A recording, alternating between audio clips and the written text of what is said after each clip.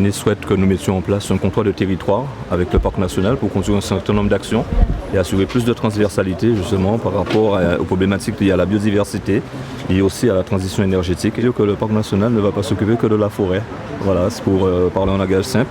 C'est un acteur économique, donc on l'a vu aujourd'hui avec les chefs d'entreprise qui ont présenté leurs produits. C'est aussi un acteur du territoire et la biodiversité est un élément qui lutte contre le réchauffement climatique.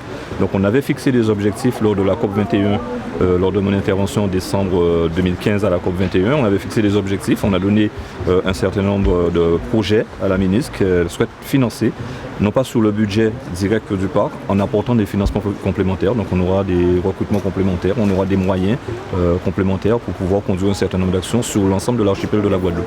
Alors, ça va être chiffré, donc lorsque j'aurai signé avec la ministre ce contrat territorial, en partenariat avec les collectivités locales, la région, le département également, et avec l'Europe, puisque nous arrivons à mobiliser les financements, on va agir. On va agir sur les sciences participatives, on va agir au niveau des écoles, sur l'éducation, on va agir sur l'économie, continuer à accompagner les opérateurs touristiques, les restaurateurs, les gîteurs, les guides de montagne, etc. Donner une vraie chance aux jeunes vers de nouveaux emplois, avec une bonne formation et puis des débouchés certains. Donc c'est vraiment un projet qui est parti pour 10 à 15 années et nous allons structurer l'économie de la Guadeloupe autour à la fois du bleu et du vert. Comme je m'y étais engagée, c'est le suivi aussi des premières actions que nous avions lancées ici en 2014, je crois, en novembre 2014, même si mes souvenirs sont bons. Et aujourd'hui, beaucoup de choses se sont passées depuis. D'abord parce qu'il y a eu la mise en place de l'Agence française de la biodiversité et il y a eu le vote de la loi de transition énergétique. Donc je viens regarder en Guadeloupe et soutenir les bons projets qui ont lieu ici, notamment avec le président du parc, Ferdi Louisi, qui est aujourd'hui aussi vice-président de l'Agence française de la biodiversité. Et dans ce site remarquable, nous devons continuer à aller de l'avant puisque aujourd'hui, grâce à l'Agence française de la biodiversité, les parcs vont avoir des moyens supplémentaires et des responsabilités supplémentaires par rapport à la protection de la biodiversité, la valorisation aussi, tous les emplois qui peuvent être créés à partir de ces espaces remarquables.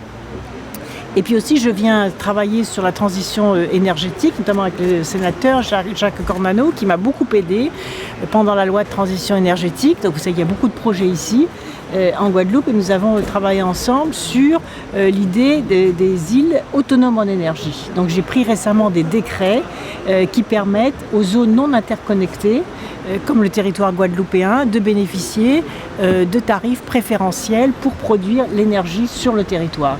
Donc c'est très important que l'on regarde tout le potentiel en termes d'utilisation de la biomasse, en termes d'énergie solaire, en termes de géothermie également, puisque vous savez que ici aussi sur le territoire guadeloupéen, j'étais venue pour sauver l'usine de géothermie, l'usine de Bouillante.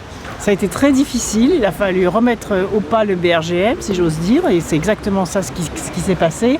Et depuis, Bouillante a pu redémarrer grâce à l'impulsion donnée par mon ministère et aussi grâce à l'autorité dont il a fallu faire preuve pour faire en sorte que les choses soient bien gérées de la part du BRGM. Donc voilà, il y a à la fois une illustration de l'ensemble de ces thématiques.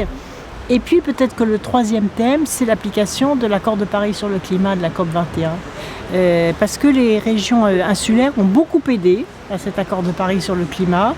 D'abord parce qu'à l'échelle planétaire, tous les territoires insulaires sont très inquiets du montée du niveau de la mer et en même temps très conscients qu'il y a un potentiel à saisir par le développement des énergies propres.